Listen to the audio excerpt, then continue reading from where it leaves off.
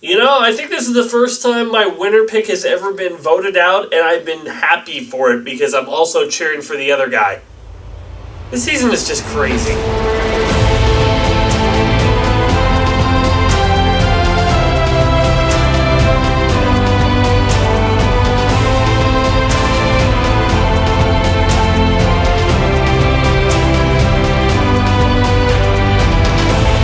How's it going? I am the Survivor Dude, and it is time for another Survivor recap. Today, we are looking at the episode before the final episode. This is crazy. We got two vote-outs. Both Jeremy and Nick ended up sailing away to the edge tonight. It was... what can I say? It was an episode and a half. I mean... Well, actually, 2 episodes. But that's not what I mean. Looking at the whole picture, I was really actually kind of surprised that how everything kind of turned out. Especially looking at the first vote, I was thinking, like, is this the right move for Jeremy, or for Tony, to go against Jeremy? And I was actually thinking it probably wasn't until Jeremy started coming for Ben. It's like Jeremy, I think the vote was going to go on Denise or Michelle, but probably Denise because Michelle had her coin flip so she was going to play. So I think that the votes were going to go on her. The problem was Jeremy just got too flustered. I think it was too easy. And when it's too easy, you get a little bit too crazy. And so Jeremy's just like, nah, I'm not going to handle that. Let's see if I can get Tony and we can vote out Ben. But the thing is, it doesn't behoove Tony to vote out Ben right now. Ben, I don't know what he is doing. Because he keeps on saying, it's good to have some targets, some meat shields, to stand in my way so I don't get targeted. But who are you going to the end with, Ben? This is the final 5 now. Everybody here that's left can beat you. Every one of them. You played it too safe, too soon, and now you're stuck. You are stuck. In the middle of nowhere, you are stuck. Now, here's the thing that I really thought of.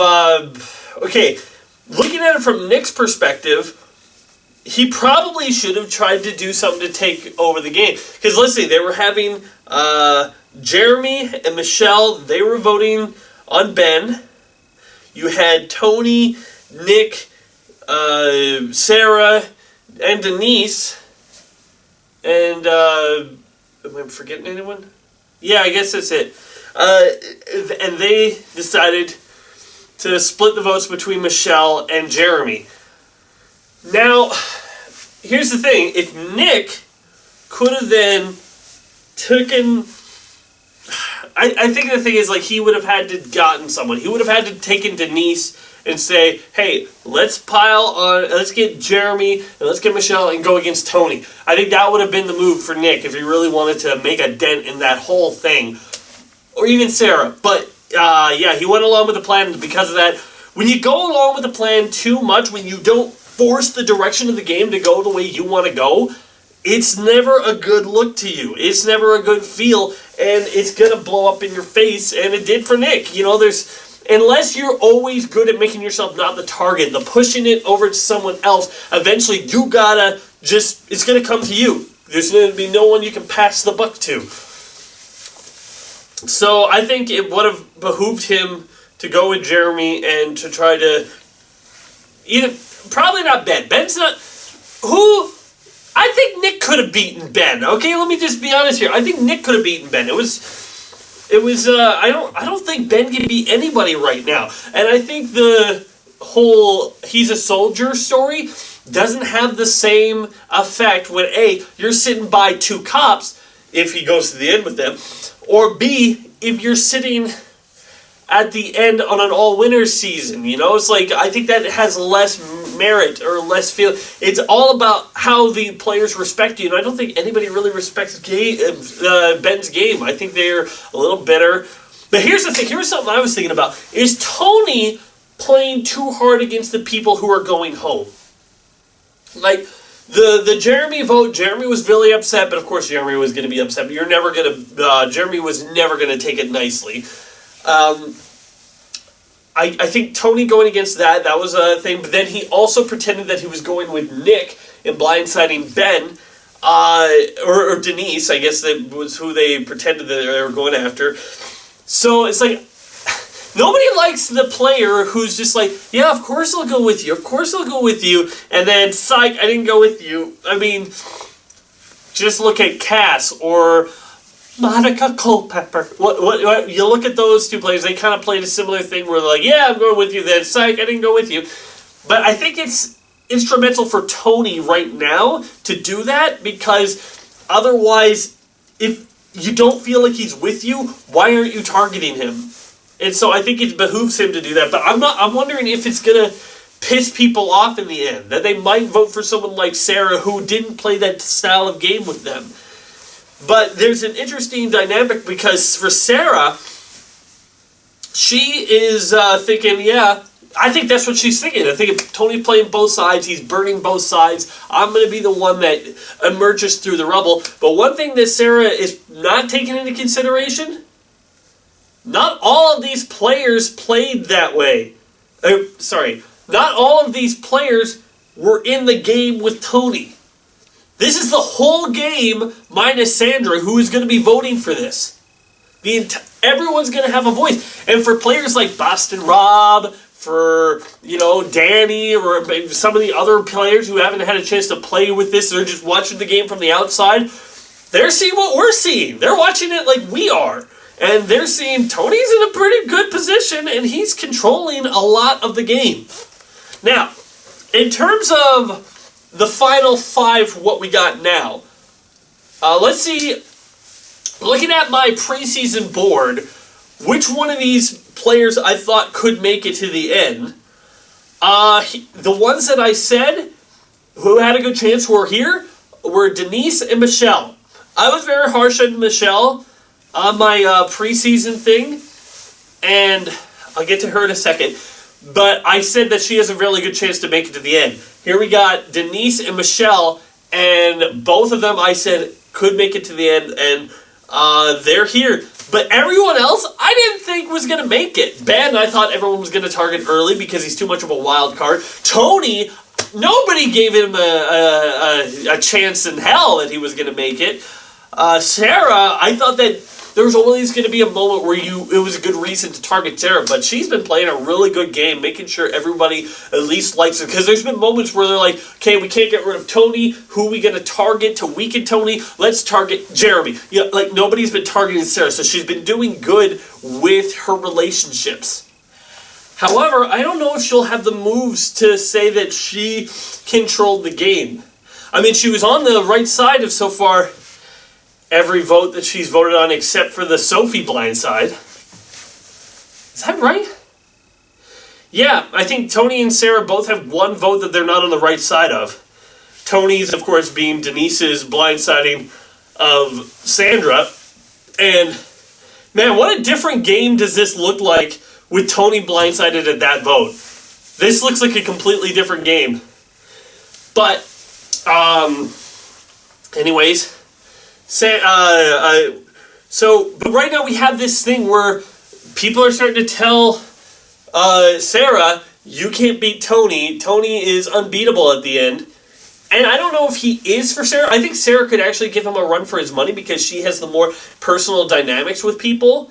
I mean, Kim liked her more than Tony. A lot of Sophie liked her more than Tony. I think it would be a hard-fought battle. But as I said, there's everybody else in the game as well, not just the people who made it to the merge. I think if it was just the people who made it to the merge, Sarah might win. But I think right now, with the whole game, I think a lot of people are being impressed by Tony. We saw Boston Rob say, Tony's a boss, dude. And for Boston Rob to say that, I mean, he's got to hold some sway, okay? I mean, people say the social game stops when you're voted out. I don't think it does. I think it still plays on in the jury phase. I think that the people who are the most social players are able to sway the people who don't necessarily know who to vote for. Now, don't get me wrong, I don't think anybody who's done their tribal council stump speech, I don't think that has ever changed really anybody's mind. But I think that doing that, those people, those types of players are able to be like, yeah, you're right. You know, the ones that are like, I don't know who I should vote for. I think those ones have an effect on people. And I think if he's voting for Tony, I don't know who else isn't. But anyways, still has to get there. So we still have to get there. So here's the situation now. We're going into the Edge of Extinction Challenge. Boston Rob has an immunity idol. Tyson has an immunity idol. And Natalie has an immunity idol. All three of them going in, and a bunch of people have an advantage in the challenge. Now Natalie has 3. I mean, that scene where Natalie's like cradling all of her fire tokens like she's Scrooge McDuck. I'm surprised she didn't swim in them. It was pretty funny. Because she had like 14 and everyone else had like 2. That was pretty funny. Going into this challenge, I didn't get a good look at what it was, but it depends on how, because sometimes those advantages have been like huge. Like I remember one challenge where the advantage was that you didn't have to untie ropes, and that could take up so much time. So having 3 of them, depending on what they are, that could be a big thing. But it all depends. Now, part of me, since I don't like the Edge of Extinction, I like the game the way it is right now. So part of me wishes that somebody else who doesn't have an idol wins this challenge and is able to come back into the game, and then maybe not the first vote, but the next vote gets voted off. You know, let's see Yule come back. Let's see Yule come back into the game. But I don't, because let's be honest, guys, if anybody else from the Edge, if anybody comes back and wins this game, we're all going to feel entirely cheaped. I'm so glad Tony still has that idol, because I feel like if they come back and, let's say Natalie comes back and she has an idol, she tries to play it on herself to save herself and use it against Tony, then Tony plays his idol, then somebody else goes home. You know, I feel like that could be a thing that happens in this game, and then they vote out Natalie in the next one. I don't know what's going to happen. You know, there's a lot of stuff that I still don't know. But what I do know is this. I don't want anybody from the Edge to win. I don't care if they come back in the game. Just don't mess up this game. Everybody here has earned their place. Even Michelle. Now, as I said, I was going to talk about Michelle because I was very cruel on her game because I was an Aubrey should have won person. Still am to an extent. And when you look at her game, like Michelle is being so entertaining this season. She's a lot of fun. She's being really energetic. But she has barely ever been on the right side of the vote. Barely ever. I mean, look at her game. Like, she said it today, she's like, I feel like I brought a butter knife to a gunfight, which was a great analogy, by the way.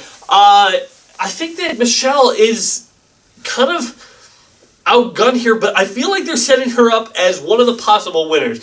Now, it's either she's a possible winner or she's going to be going. But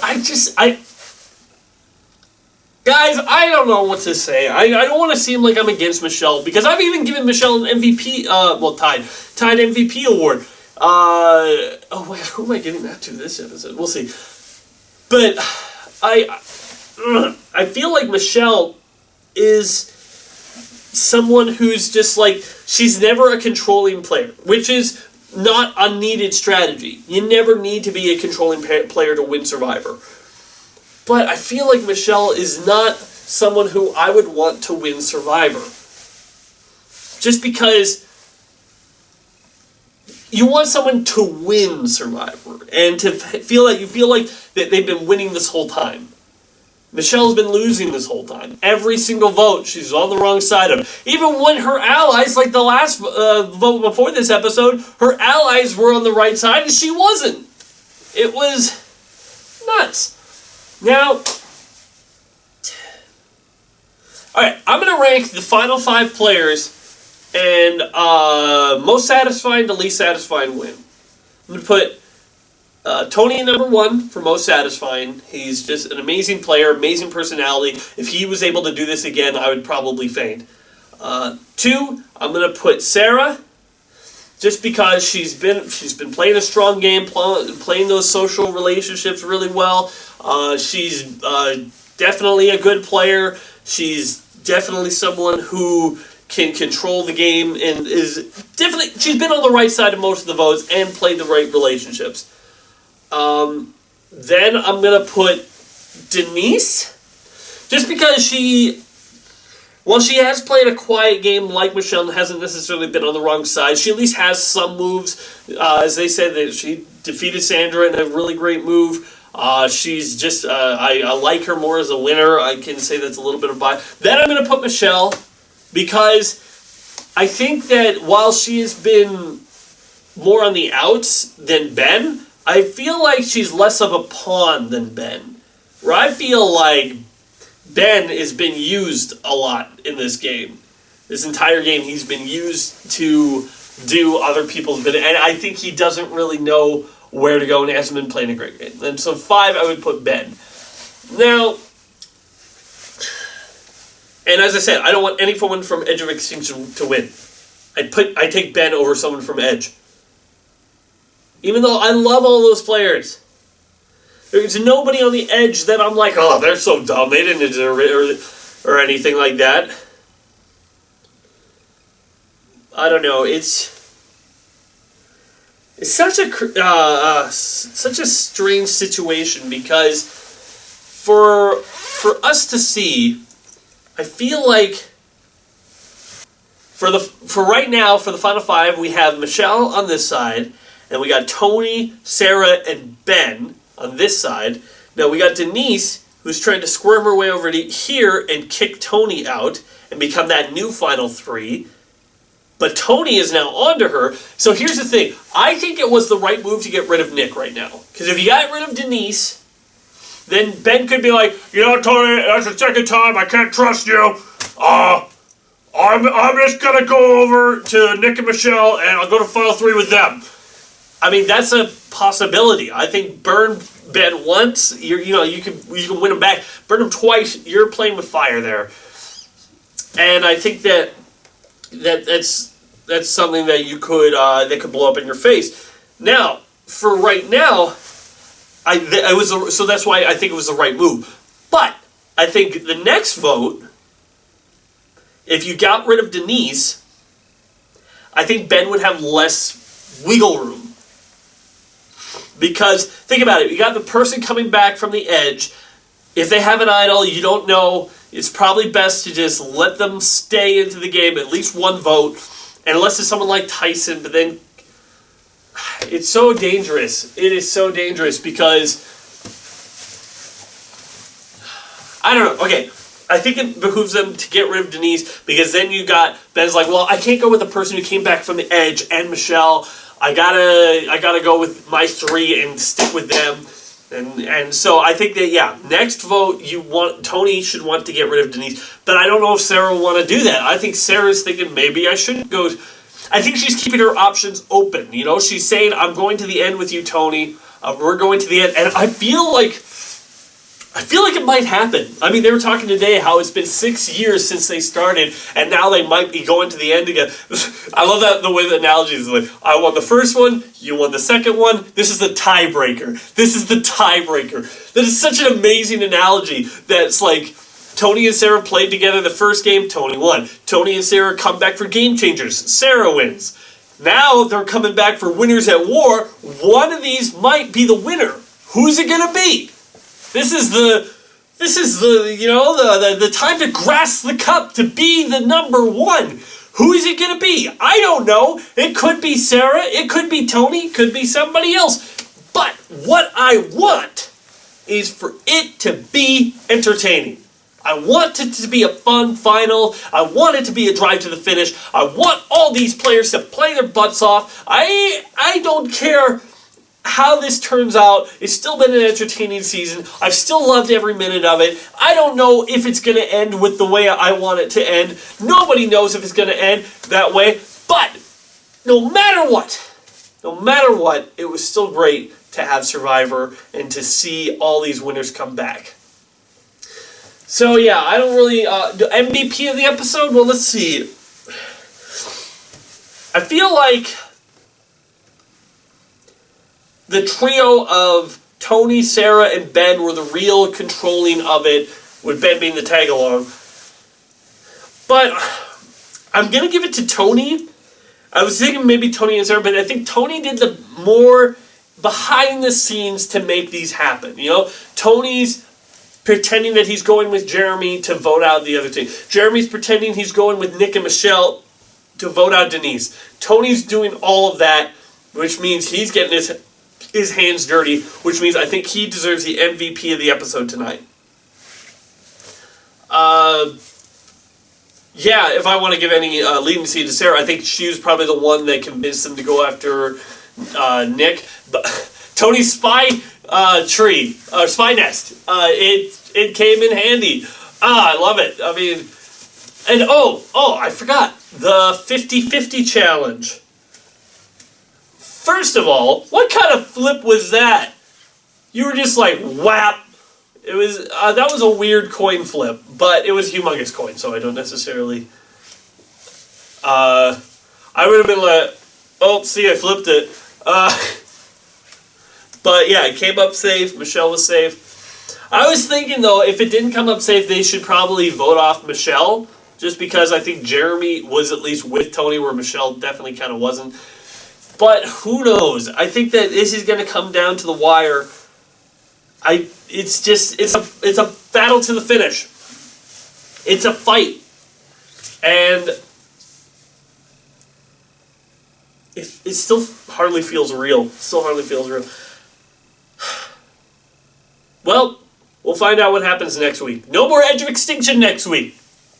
No more Survivor after next week. Now I made myself sad. But Survivor is going to be coming back for a 41st season. So you can cast yourself now. Natalie's coming back from the Edge of Extinction. Tony is a little worried that she might have an idol, so he wants to vote Denise. Sarah's not on board with it. Sarah wants to vote out Natalie. But Tony eventually convinces her that it's a possibility that she could have bought something with all of her fire tokens that she's had this whole time. They vote out Denise. Comes down to the final four. Natalie, Sarah, final five now. Tony now has his idol. Natalie's pushing really hard to vote out Tony to avenge Jeremy. I think Tony and Ben play their idols. I think Natalie doesn't have anything, because I think she'll have to play it last time. I think she goes home. Final four. That's why we're getting a lot of Michelle. She makes it to the final four. Fire making challenge. Who wins? I say Sarah or Tony wins. I'm going to say Sarah because I think that's more interesting. So now she has the choice. Who is she loyal to? I think she really wants Michelle gone, so she puts the person in the driver's seat who has done fire before. Ben, Michelle go to fire. Ben wins. Comes to the final three with Tony and Sarah. It's a battle to the finish. Tony and Sarah really get split the votes. Sophie votes for Sarah. Tyson votes for Tony. Kim votes for Sarah. Boston Rob votes for Tony. That's all the votes we see. We then go to the votes. Tony wins. Sarah gets 4 votes. Ben gets none. I don't know if that's my predictions or just a really hopeful scenario. Tony is the 2-time winner of Survivor. Nobody would have saw that coming. I hope it's true. Thanks for watching, everybody. I am the Survivor Dude. It's time for the endgame now.